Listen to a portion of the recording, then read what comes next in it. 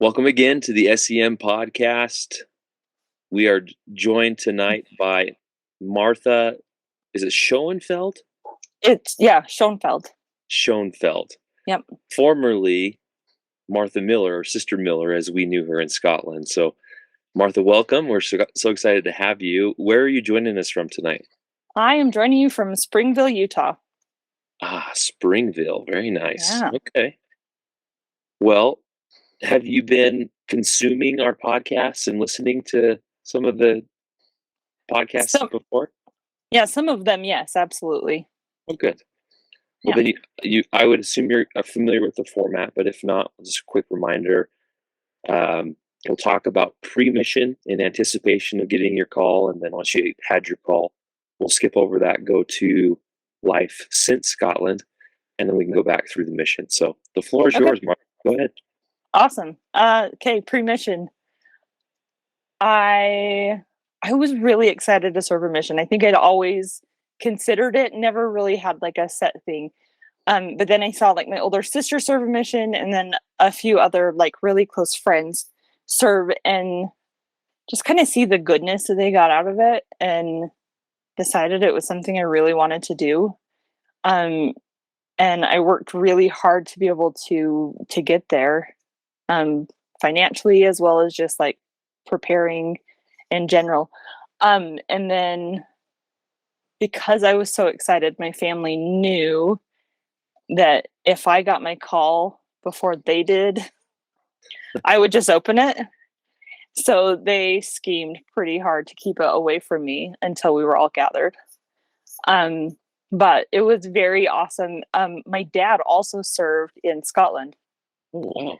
And so it's funny because I've been listening to the podcast and you talk about how all of the Americans say it wrong. I didn't get that opportunity because about as soon as I said Scotland, and then I paused at this, like, how do I say this word? My dad just chimed in with it's Edinburgh kind of a thing. And like, it was kind of cool because like, growing up, he would always say little Scottish phrases and, not a lot, but a little bit. So I felt like there was a little bit of an understanding, and then we would like go through his box of mission stuff, and I mean totally different thing because that was the late 60s versus the early 2000s, but just like he had this book of the clan tartans and stuff like that we loved to look at as kids.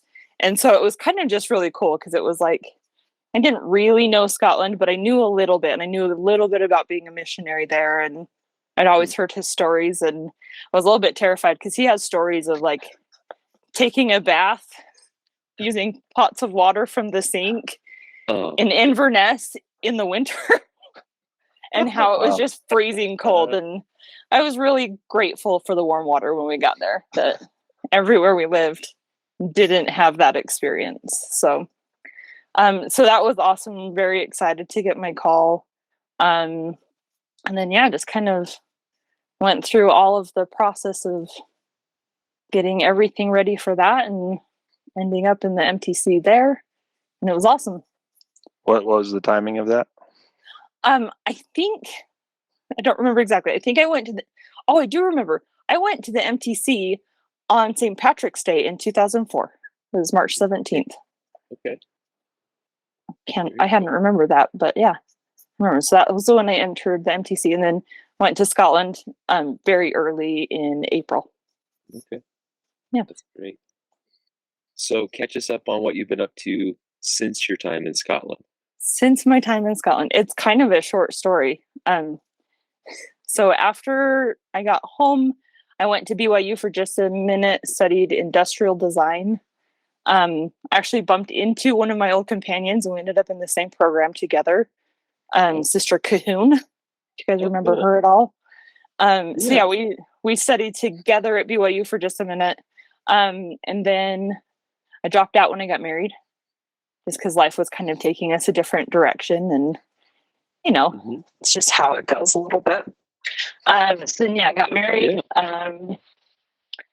Then fairly quickly we started having kids, and we are perpetuating stereotypes at our house. We have 7 kids, which is crazy.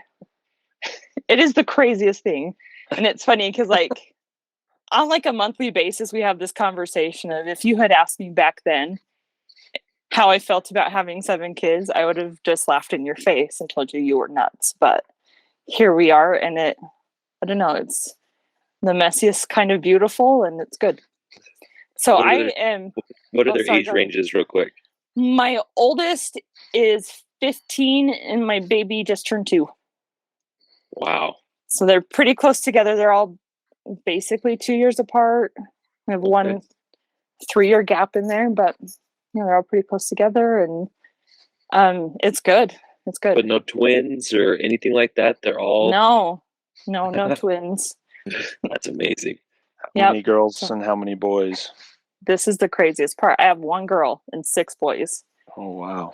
and Lots I of don't have testosterone. any brothers. Yeah, I have 0 brothers. I have 5 sisters. So it was like I went Wow. from this household that was just all girls, and my poor dad was lost, to being the lost parent and trying to figure out how to deal with all these crazy boys. But heaven's That's will amazing. is an interesting thing. But Well, good for you. You must Yeah. be a super mom. I don't know about that. A super grumpy mom, maybe. But, we try. So yeah, so that's basically what I do. I do a little bit of graphic design and a little bit of like house repair stuff, because that's Oh, right. I say before the mission I studied construction management, so kind of ended up just like in a weird little spot with skills all over the place. But so yeah, Sounds like the start of a reality show. 7 kids, a little construction, a little graphic design. yeah, probably. In Our goal Springville, is Utah. Yeah. yeah. I mean, it can happen. Our goal is to never make it to a reality show or on the news. That's our standard around here. As long as we're not on the news, we're happy. But we'll see how long that No, lasts, because we're starting into the whole teenager thing a little bit more. But yeah. That's an exciting time, though. My goodness. Yep. All right. Wow. And so take us back to Scotland, and you can start at the MTC and your experience there, but take us through areas you served in and companions and any Okay. of your special or funny moments, and we can go from there. Deal. Awesome. The MTC. It's funny because I remember the MTC and I remember like the general feeling of it, but I don't remember a lot of details, probably because I was super jet lagged. Like I still felt jet lagged when I got to Scotland. So those 3 weeks in the MTC were like me trying to not fall asleep constantly. So yeah, I remember general things there, but there's a couple of things that stick out really strongly, and that was that first day out of the building with my umbrella, it was so windy that my umbrella just like blew apart into pieces. Oh, no.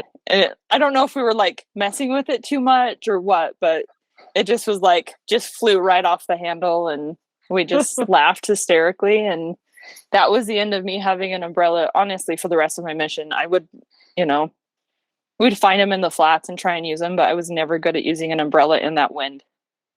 And Yeah. I mean, sometimes it was raining sideways and it didn't help anyway. So I That's just, true. embraced being really wet constantly. It was fine. And then the other thing I remember is going through customs at the airport. And there were a whole bunch of missionaries flying from the US to England. And they had the hardest time believing that we were all there doing the same thing. And they asked me so many questions that it was just so funny to try and convince them that, no, we really are doing this. And no, we're not supposed to have a work visa because it's all volunteer. So I remember that being just like a whole debacle of me just thinking, I just need to get through the gate here. Make it to the MTC would be a good start.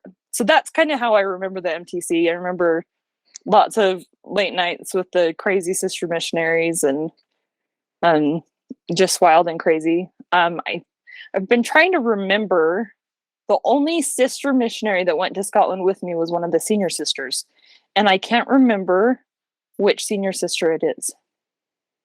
I think she lives in Idaho.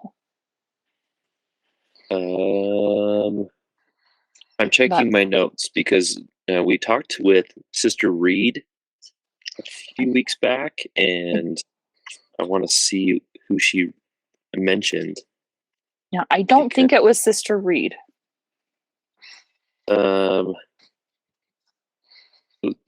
Let's see. Could it have been Sister Jones or Sister Meese?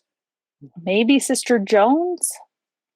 Sister Maybe? Jones was in my group, I think. And Oh, they're not Sister Jones. Yeah. Okay. Yeah. You came out the group after me, like right after me. But Yeah. I don't remember either. I could look I it don't up. remember.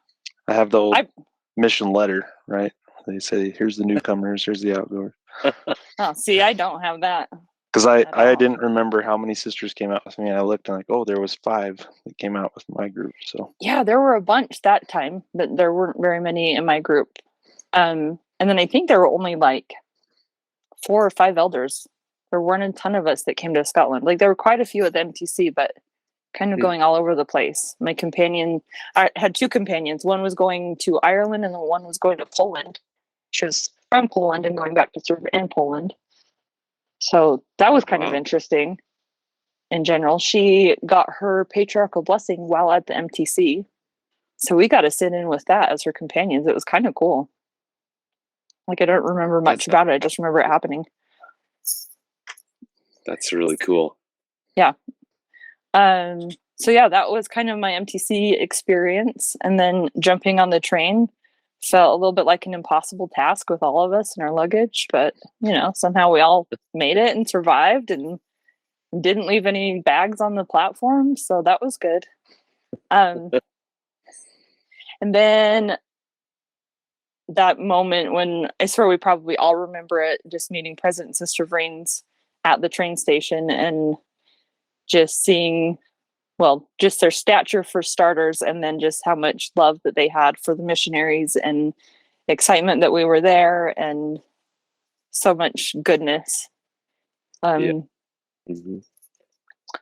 then the next few days, just, I don't know, total blur, I think. But my trainer was Sister Hart. Okay. My first area was air. So I spent 6 weeks out there. I'm trying to remember if it's really 6 weeks. I think so. And then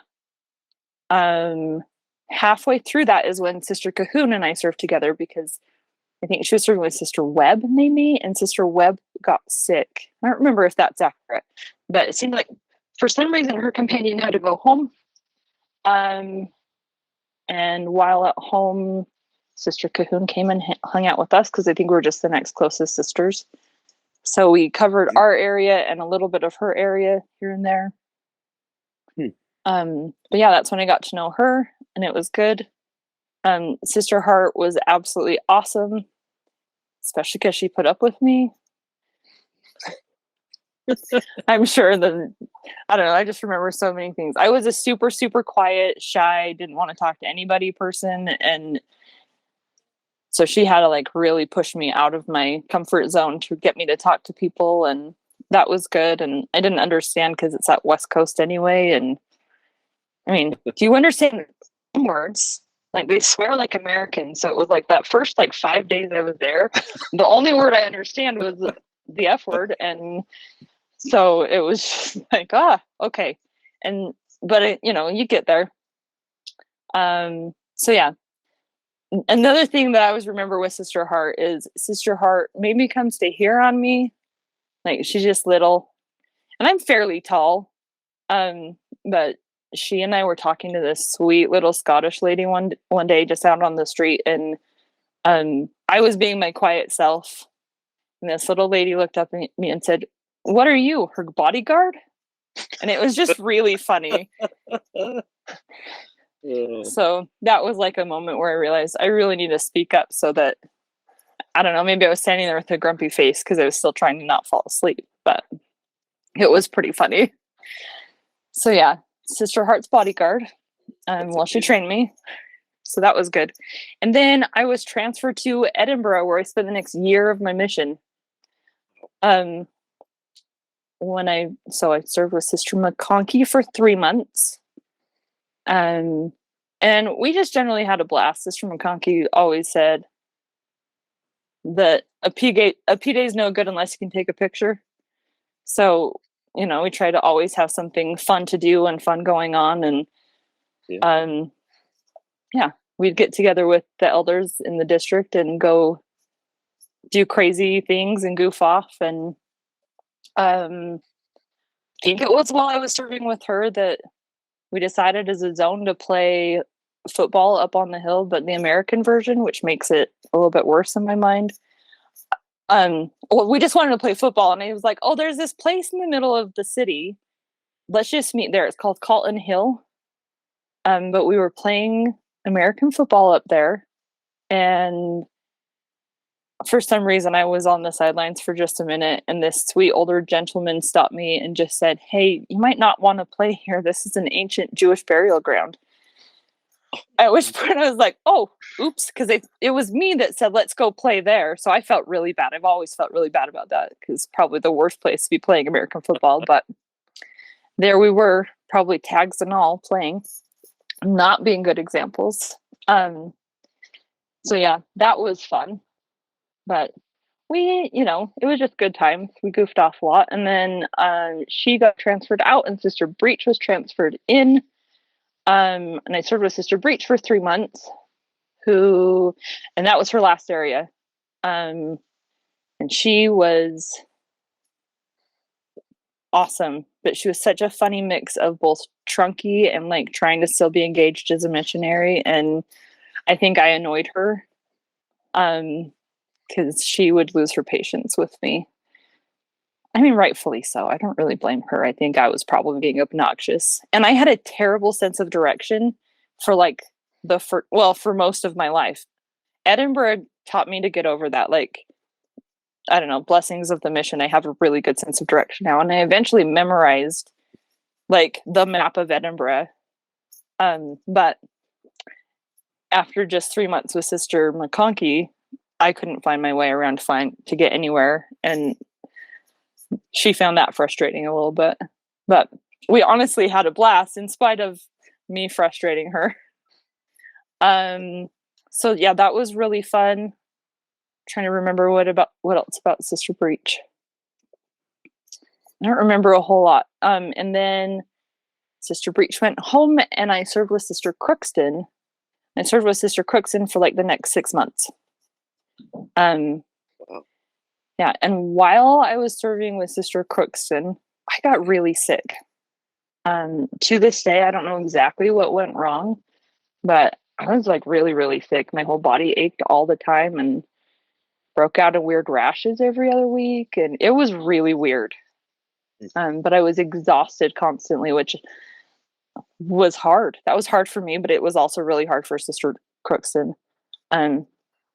She tried to be patient with me, but I don't know. I just could not do much. And that's, I think, a lot of why I stayed in Edinburgh as long as I did. And did you ever see a healthcare provider or anyone over there just to try and figure it out? Or every week. But it's wow. Yeah, he would draw my blood seriously weekly. And say, okay, come back next week. And then he'd look at the blood results and he'd say, well, yeah, your white blood cell count is way low. And never really give me an answer. He'd just kind of say, well, let's watch it and see what it does. So he'd draw my blood again. I honestly looked a little bit like a drug addict. I had to wear long sleeve shirts because he was terrible at drawing blood. And so my arm would bruise. I don't bruise easily. I am not somebody that bruises easy, but like I seriously had like all these needle marks and big bruises. And so it was like I just had to wear long sleeve shirts because I seriously looked like a drug addict as a missionary. It's that old great British practice of bloodletting. Right? Get better. A little bit at a time. You were his American test subject, it sounds like. I guess. My goodness. Blood. Yeah.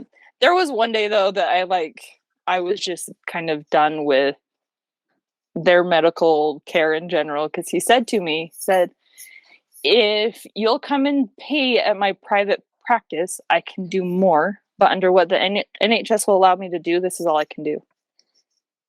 And it was just like, what? And at this point, like I'd been on the phone with my stake president at the time was a neonatologist. So, he knew all sorts of things about medicine. So I'd been on the phone with him. I'd been on the phone with there was a doctor that kind of covered the Great Britain missions. He was down in England, and I talked to him a few times. In fact, every time I had like really weird symptoms, I'd have to call him and just kind of say what's going on. Like the week before Christmas, we had to stay in our flat because I had some weird rash that he said, well, that honestly sounds like rubella, which I'd been immunized against. Jeez. And he was like, so don't go around, pregnant women and babies and kids. And it's like, well, everyone then? So yeah, we just kind of were homebound. So we did a really good job of decorating for Christmas that week. I think we made gingerbread houses while we were stuck at home. It was like, I don't know. We made the best of a trying time. Christmas vacation. Yeah. Oh yeah. You don't really get that as a missionary unless you serve with me.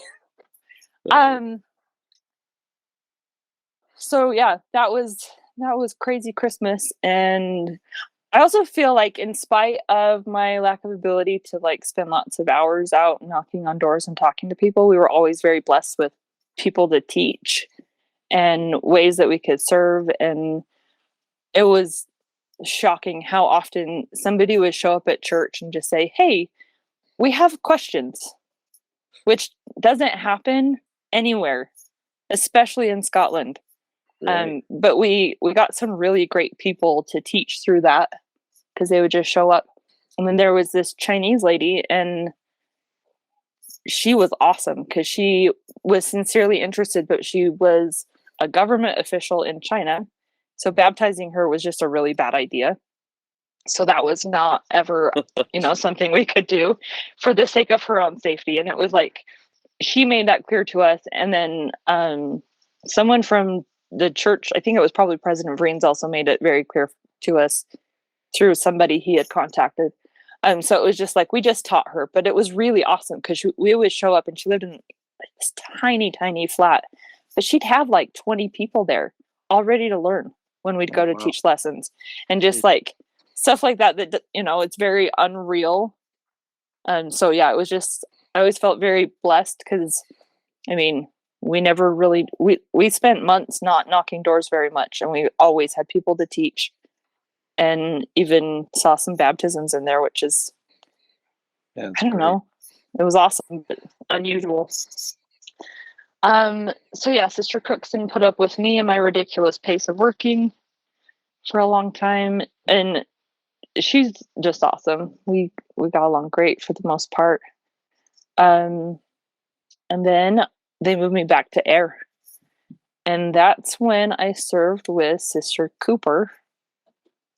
Seems like I served with someone else there as well, because I think I spent 6 months there. But I can't think of who it would be. Oh, Sister McLean. That's who it is. I was gonna say. And they put us together simply because we both worked at the same place, or the same pace, the same rate. President Vriens told us both that we were required to take naps.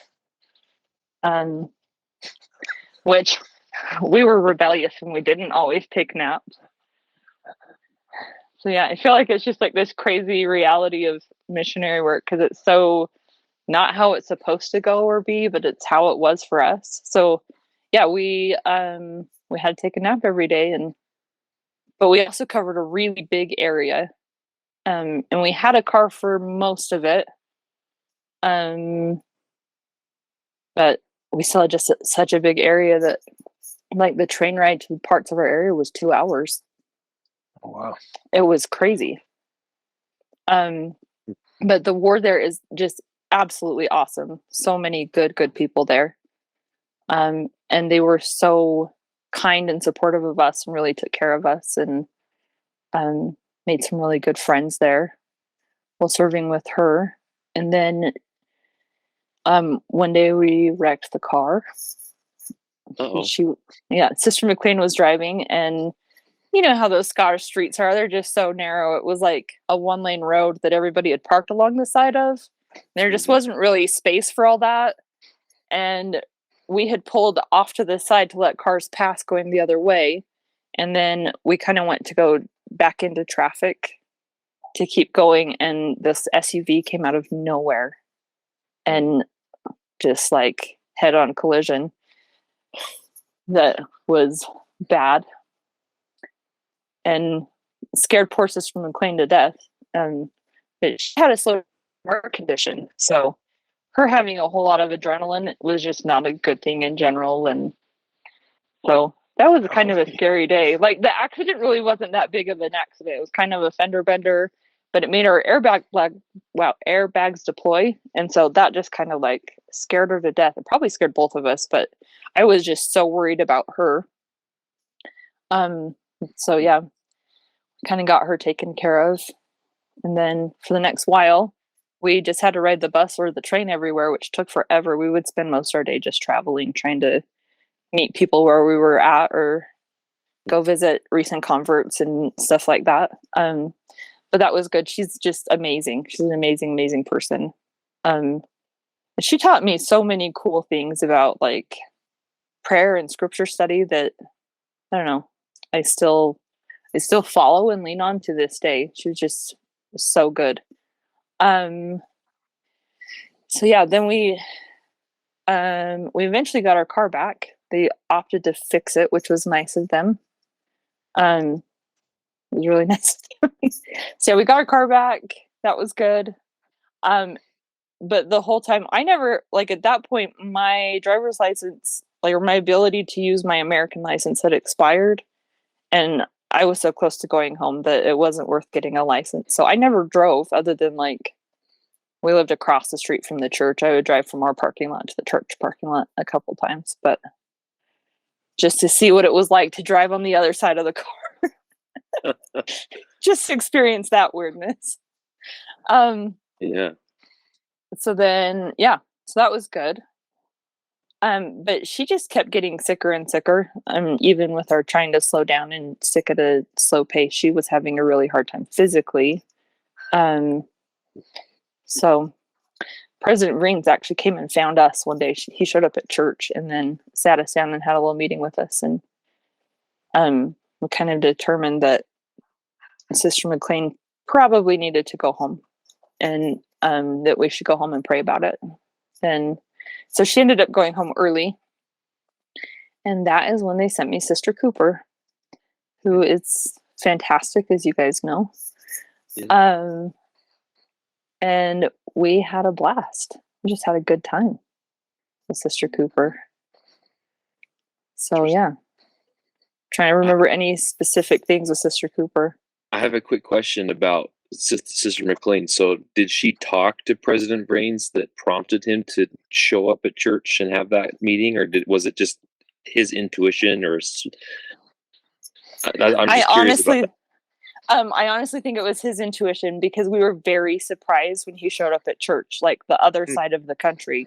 That wasn't like I'll just go pop into the neighboring ward kind of a thing. He like had to travel to the other side of the country to come find us, and he didn't tell us he was coming or anything like that. And after church, as sacrament meeting we were waiting for sacrament meeting to start, he kind of walked in and he said, "Okay, after church, you two are going to come talk to me," kind of sternly. At which point we're like, "Oh crap, he knows we haven't been taking our naps." We are in so much trouble. Our great rebellion. So yeah, I really just think it was his intuition. I think it was just the Spirit letting him know that she needed help. And we had like a very cool experience, actually, that, just a spiritual experience. It's, very near and dear to my heart. But yeah, he told us, like, he talked to her for a while, and then he talked to me for a while. And he had kind of even told me that maybe I should consider going home too, because I was still working at a slower pace. So I don't know, it was just like, okay, you two need to go pray about this kind of a thing. So we didn't have a whole lot going on that next day. So we jumped in the car and we just drove out. the cool thing about Ayr is like so much of that area was on the cliff overlooking the ocean, and on a clear day you could see Ireland way out there. So we found this random field full of sheep that was like on the cliffside. I wish I'd have taken a picture, but it was like in that moment it didn't feel right. I probably didn't even take a camera because we were really, doing something that was important. But so yeah, we just went and kind of found a quiet spot where we could see each other, but we weren't like right with each other, and spent some time pondering and praying and like asking for answers. And never in my life have I gotten more direct answers and clear, simple answers as I did that day. And answers both for myself and for Sister McLean. So it was kind of just a really cool experience where, it's like we were talking with angels, and just kind of very aware of her needs specifically. So yeah. And then on the way home, all of the seriousness ended when we were on a dirt road in the middle of sheep fields again, and she turned on the signal as she was turning left. And we both just started laughing because you don't really need a signal on that road. And it was just really funny. Just letting the sheep know that you were coming their way. And I'm sure we were cracking some jokes about something along those lines of, hey sheep, here we go. We're turning now. So, yeah. And then, it was at the end of that transfer, which was just like a week later, I think she went home. Yep. So that was good. And then, Sister Cooper. And I'm trying to remember any specific stories with Sister Cooper. I think she brought up driving because, again, I didn't have a valid license. Her American license was still valid, but President Vriens had some concerns about her driving because she had a little bit of a record from before the mission. So was this before or after? I think this is before she went to Shetland, right? Yeah, yes. I think you're right. Timeline right. Okay. Yeah. She was on Shetland after I came home. So yeah. That was President Vriens' intuition again. Yep. Absolutely. But President Vriens, we came to an agreement that we could keep the car and she would go take driving lessons from an instructor so that she could be a little bit of a better driver. So I vaguely remember her driving lessons, and I do remember her making a couple funny mistakes that caused me to grab the handle in the car and wish I was driving for a moment. Kind of white knuckling a little bit. And after a while, she started getting mad at me for doing that. Because she would see me kind of grab the handle of the car. Not that was going to help me, but it was what was happening. So it was really funny. So yeah, that was good. But met a lot of really, really great people. And I can't think of any big things with her, but every day we just had fun. And I don't know, because we were having fun, we met really great people, and it was really good. Other than I didn't want to go home. I was not ready to go home. So I had to Cooper killed you off? Yeah. Yeah, okay. She killed me off, sent me home. So yeah, that was good. That was good. And that's the bulk of my mission. Well, that was all of my mission. I have, a million other stories. But I'm curious, something we don't know about, but they had sister conferences, right? Do you remember any of those? I only remember one, and I don't remember it well. I do remember sitting in what would have been the family room in the mission home, all of the sisters in there, and just kind of generally having a conversation together, but I don't remember a whole lot about it. There weren't a lot of us. I think there were 11 sisters when I was there. I think it was maybe a little bit more when I entered the mission, maybe as many as 15. And then when I left, it was like down to like 7 or something like that. Oh, wow. There weren't a lot of sisters. So yeah. Yeah, I That was remember good. that time towards the end of your mission, because you said you went home like September, October of 05.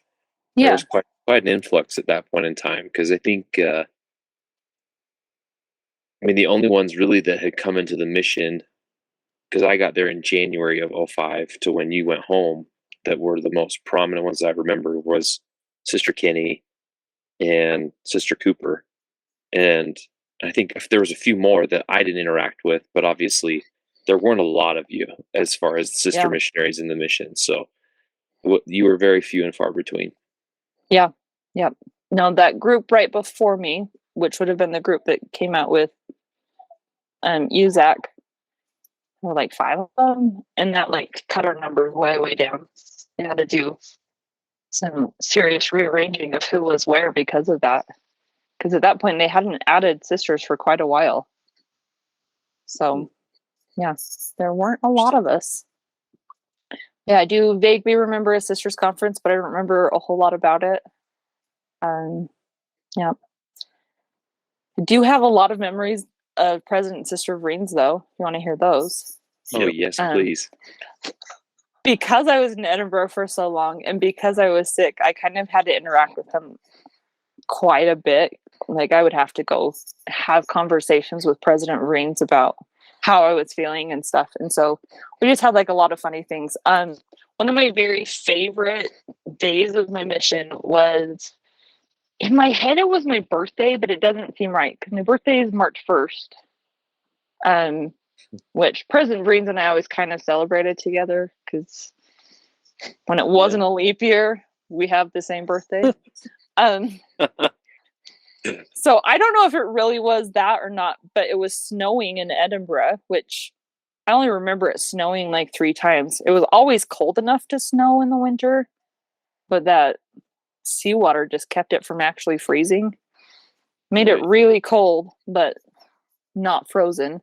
But it was a P-Day, and we decided to all have a snowball fight at the mission home. But in the midst of this snowball fight, there goes Sister. No, it was like maybe the APs driving Sister Vriens' car out of the driveway. And at first we were like, what are they doing driving Sister Vriens' car? And then she popped up and sat on the edge of her car, and she had loaded a giant bucket with snowballs so she could throw them at us under the cover of her car. And that woman has an arm. So she was just lobbing snowballs and then like quickly ducked back in, and they took off. It was really funny. So that was great. And then on her office door, at some point, President Vriens put a note that, like a paper that said, "Yonder is matter unorganized."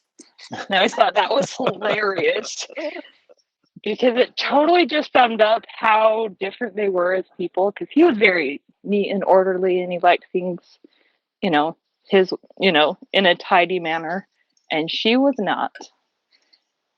So yeah, her office she just had, chaotic stacks of paper on her desk. She functioned a lot like I do, actually. Just had her stacks of papers and stuff. But that sign always made me just laugh so hard. Well, always just think about that. Usually think about it in the terms of I need that sign, but it's just so funny. And then I think, I don't know, back to President's intuition for a minute.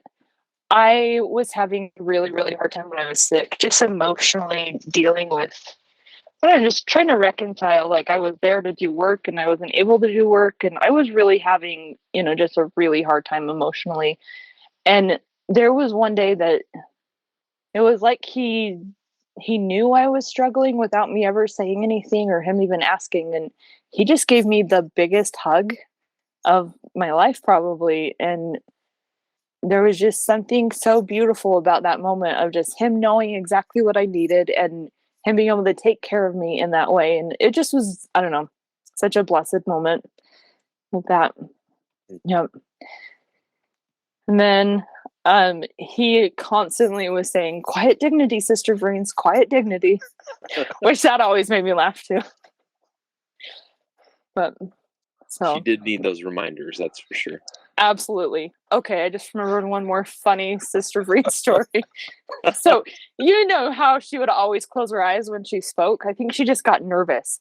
And so every talk I ever saw her give, whether it be at a zone conference or in church or at a fireside, she spoke with her eyes closed. And there was one fireside where we invited everybody we were teaching and less actives to come to this fireside. And so we were all there. We had our friends with us. We were excited. And she was speaking and she stood up and she said, "Brothers and sisters, I have been praying so hard that I wouldn't be nervous today. And I guess it just goes to show that God does not answer prayers." And I about died. Because here we were with all these people that we were trying to teach that God answers prayers. And here's Sister Vriens saying, "God does not answer prayers." So those two, they're just amazing people. Yes. Yeah. And that's about what I remember. Sorry, go ahead. Even when we spoke to her just a couple weeks ago, she's still closing her eyes on the video chat with her. So Yeah, she hasn't changed a bit, not one bit at all. Yeah, I did watch that one. She is a hoot, that lady. Yeah, she is. Yeah, for sure.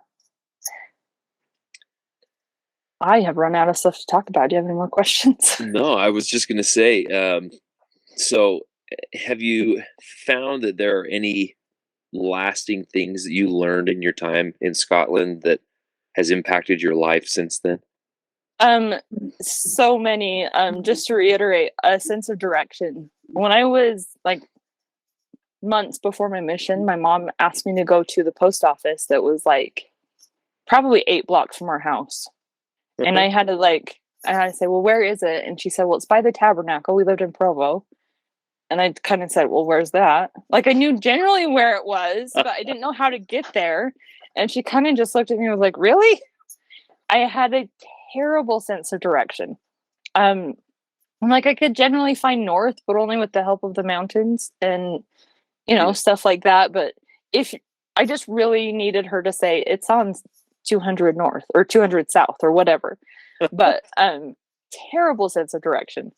But then when I served in Edinburgh, I was there so long, and you guys know how that place is. It's like the same street from end to end has 4 different names in the middle of it. It's just crazy. And just spent so much time like studying that map and praying over it that I don't know, gifts of the Spirit is how I really feel about it, because I just feel like I was able to overcome that weakness that I had in such a real way and learn to find my way around and remember where stuff was. And it was such a blessed thing. Funny story with that. We had, since Edinburgh is so big, we had just, and it wasn't even us, it was the missionaries there before us. They had taken a map of the city and just cut out a section of it that included our area. And so we didn't have to like tote the whole thing around, and then they laminated it. And we carried that thing everywhere till it was like in shreds. I mean, even with it was being held together by the lamination, the paper itself, no more. But we just carried it everywhere with us, always in our bag. And whenever we found ourselves having more time, we would just kind of say, "Okay, let's look at the map. We'll pray over it. See if there's somewhere around here we should go knock on doors." Standard missionary thing. And so we would always just kind of like pull the map out and hold it between us as we like quietly said a prayer in our heads and looked at the map and kind of studied to try and figure out where we were supposed to go. And then we'd have a little conversation. So we did that all the time, but we were really good at making it just look like we were trying to figure out where we were headed, and we were looking at the map to like find a sense of direction. So it wasn't like we were openly praying in the middle of the street. But one day we were in a part of our area that we knew incredibly well. There was a less active member that lived there that we worked with quite a bit. I had been serving there for 10 or 11 months at that point. Like I really knew the area. Anyway, but we were praying over our map, which, we just looked lost and like we're trying to find where we were going. And this man asked us, "Is that an A to Z?" I was like, "Well, kind of." And I asked him, "Well, what street are you looking for?" And he said, "Murdoch Terrace." And like, without skipping a beat or even thinking about it, I was like, "Oh, you just got to head up here, take a left, and then like the second street down, take a right, and you're on Murdoch Terrace." Like, no doubt in my mind. And the look on his face was so good because we looked so lost and I knew exactly where it was. And it was really funny. Showed your expertise right Oh there. yeah. And the other thing that I always thought was a little bit funny is the office elders didn't know their way around Edinburgh particularly well because they were usually in the office. And then the area that they covered was, I don't know, it just wasn't like a main traffic area. So every once in a great while, I would get a phone call, and I always knew it was a mission phone because they all had the same prefix. And it would be like elder so-and-so saying, "Hey, the office elder said to call you because we're trying to find the mission home and we can't find it." And so I'd have to say, "Okay, what street are you on?" And it was really confusing because the mission home was on Spylaw Road, but Edinburgh also had a little chunk called Spylaw Village that was nowhere near the mission home. So if you just went to like some random Spylaw street, you'd end up in the village instead of at the mission home and you'd get lost. But so that was always a little bit funny to get those phone calls. So you were the Edinburgh travel expert. I guess. That's too funny. The office elders are completely inefficient with being able to tell people where to go, and so they're like, "Oh, just call Sister Miller, you're good." Yeah, here's her phone number. She'll tell you how to get here. So yeah, it probably only happened 3 times, but it still was really funny when it did. So yeah, that is a lasting effect for my mission for sure. It's my sense of direction. Like I mentioned before, Sister McLean taught me things about like prayer and scripture study that have forever changed how I function. She would always pray when she prayed that angels and sentinels would be with us as we did our work. And I had never even like thought of praying that angels would be with me as I went about my daily life. And so it was very, I don't know, perspective and life changing. To this day, I still pray for that, especially like every night as we go to bed. Pray that angels and sentinels will watch over us. That always led to kind of funny conversations about, like, when you think of sentinels, you think of like these big buff guys, and she would pray the angels and sentinels would be with us in the car, and then we'd have like this, well, are we allowed to have big buff guys in the back seat of the car? And so we'd crack jokes about like these really ripped Nephite women that were with us. So that was always funny. So yeah. And she was absolutely amazing about starting her personal study with a prayer that just said, "Help me know where to study." And she would just get a prompting, and that's what she would study that day. And without fail, every day, we'd bump into someone that her study applied to a situation or something we needed to teach them. It was so amazing. And I am not good like she is at that, but I do try and have some direction that way. It's amazing. Yeah. It was always interesting to me how companions, like, even though you have that study time, it's the same time, but the way that we go about it is so different. There's something to learn from everybody about a different way to learn. Yeah, absolutely. Agreed. The other question I wanted to ask you is, what was your experience with the transition from the missionary handbook to Preach My Gospel? Oh, that was such a good transition. I'll just start with that. So that was like 9 months into my mission, so like halfway. At least that's how I remember it. I know I was serving in Edinburgh, and I don't know, we would always have like this like inside scoop on what was coming and when, because it would get brought up at district meetings and stuff like that. Because the APs would join our district meetings. Um, so yeah, we kind of always knew it was coming and would hear things about it. But I was totally part of that group that in the MTC they taught us to like learn the doctrine and teach by the Spirit, but without the guidance of preach my gospel. So it was like you kind of used the old system as guidance, but very much so there was a lot of focus on teaching by the Spirit and seeking inspiration, and so that was already an improvement. For It's how I always felt about it. For starters, because I'm not great at memorizing things. So memorizing the discussions, like I probably would have eventually gotten there. But I don't know. It felt very right to do it that way. But then when Preach My Gospel came out and we had that direction, that guidance from it, it was just so good. And it was, so many good things, and it was good direction to apply to that teaching by the Spirit moment. Yeah, I mean, that's always been a fascinating thing for me because, my group in January of 2005, they gave us a Preach My Gospel. Like, hey, this is where you're starting. And that was the first time that they had the full manual. So I didn't have that transition. So I'm always curious to know what each individual's experience was with that adjustment from what many have called the purple dragon. I had forgotten until I was watching these podcasts that they called it the Purple Dragon. But yeah, I don't remember the Purple Dragon particularly well.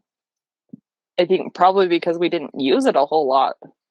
Like, I think I probably read through it once and then just kind of did my own thing to some degree, trying to use it, just like the standard progression of discussions from it as a starting point. But yeah, it was good. Well, good. Well, you've mentioned some great sisters that you served with and those that you served around. Is there anyone else that you recall from your service in Scotland that you'd love to hear from as we continue with our podcast? The only one really coming to mind is Sister McGowan. Served around her in Edinburgh for just a little bit. I would love to know how she's doing. I don't do social media at all, so I am terrible at keeping up with people and keeping track of people. So yeah, that would be an awesome update. Well, I can assure you that she's on our future. We don't have her scheduled yet because her schedule is a little bit off and the time difference is pretty drastic between Mountain Standard Time and I think it's Brisbane Standard Time or whatever it is in Australia. So, but we will figure it out. And she has said that she will be on in the future. Awesome. That would be awesome. So, and of course, any of my companions, I would love to hear from them as well. Yeah, absolutely. I've reached out to a number of them. The one that I cannot get a hold of because she's not on social media or anywhere is Sister Crookston. And we know that she married Jared Bradley, who was another missionary in our mission. And we'd love to have both of them on to come and share their experiences both separately and how they came together as well. So if you have a contact there, that would be great. I will do some looking. I've had some contact with her since I've been home, but it's been quite a while. So yeah. Okay. I can do some looking. We'll put you on assignment. Okay. Yeah. Help us track her down. Deal. Yeah, absolutely. Do what I can. Yeah, and obviously this is something that as we publish it here in the next few days, you can certainly share it with your companions if you have their email addresses or if you have their phone numbers, you can text it to them. But I'm sure they'll love to hear from you, and who knows, that might spur someone to come on and share their experiences just as you have. So that would be great. Sounds good. Will do. I'll do my best. Well, Martha, we really appreciate you taking time out of your evening to talk with us. We've enjoyed hearing your stories of Scotland and the spiritual moments as well as some of your memories. And Ultimately, we're just grateful that we were able to serve with you and around you in Scotland, and that we can share a common love of that great land and the people there.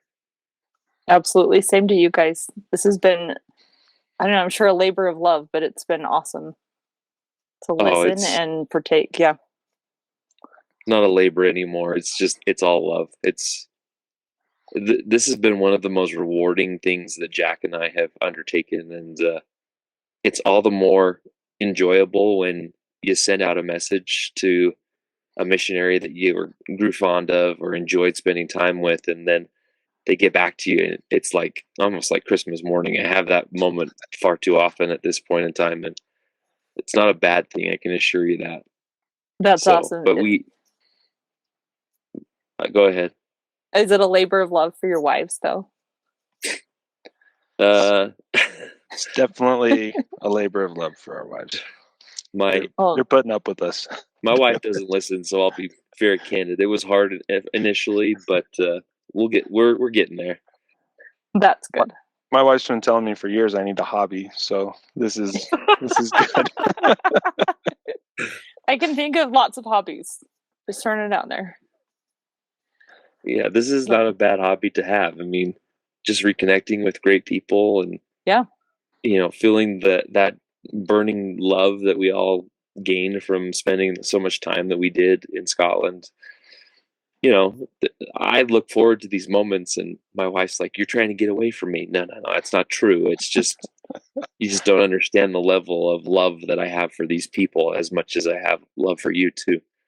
So it's a big deal. It is a big deal. Yeah. What does your husband do? My husband is a dental tech. He makes crowns, veneers, implants, bridges. So every time you go to the office and they send something to a lab, he's the one that does the lab side. Oh, cool. Yeah. That's amazing. Yeah. He is really good at what he does and kind of loves doing it. So that's good. Awesome. Good for him. Yeah. Well, Martha, thanks again. We appreciate your time. We will certainly talk soon. All right. Sounds good. Okay. Have a good night. Bye. Bye.